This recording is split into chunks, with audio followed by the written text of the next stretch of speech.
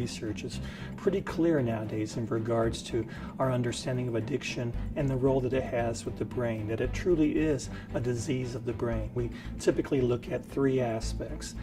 Is there a loss of control? Is the behavior compulsive?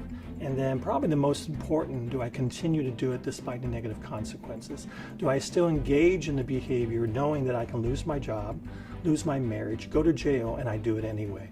That's really the prime definition. It's as common as being left-handed.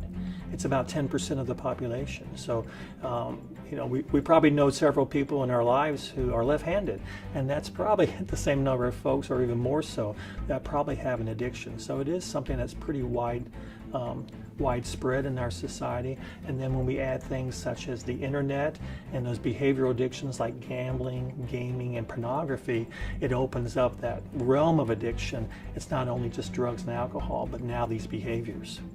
Well, when we look at addiction, young people are many times very vulnerable to that. Their brain is still developing. So when they use substances, it has a different impact on their brain at that time.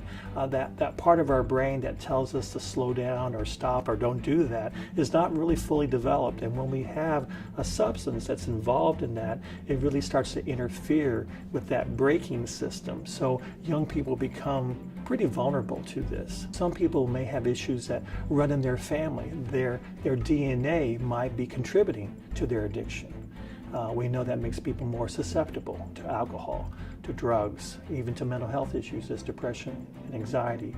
We know some people have unresolved issues in their life, such as trauma, grief, abuse, and whenever those things bubble up, I want to suppress them. I don't want to feel those things or think about those things. So I use the substance to help me do that. Some people have distorted thinking that justifies their drinking. Maybe this is the only way I can have a good time, the only way I can relax, and those distortions in my thoughts perpetuate this addiction cycle.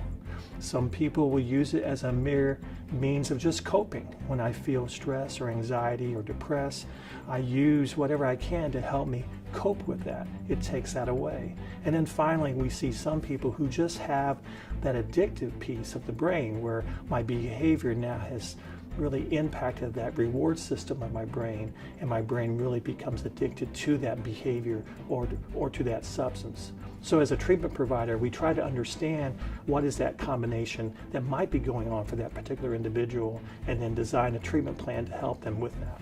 Well, when folks first have issues with addiction, we want to really determine if they need a level of care that's going to help them basically detoxify from the substance. Initially, for people that have addiction, especially with drugs or alcohol, we want to go through this period of them detoxifying from the drug and really starting to stabilize them. And then at that point, a person's then more open to looking at what are some of the treatment strategies to address the level of care that they need. Some people can benefit from outpatient, other people need inpatient, some people need residential. So depending on the level of care will kind of dictate what they need to really deal with this issue.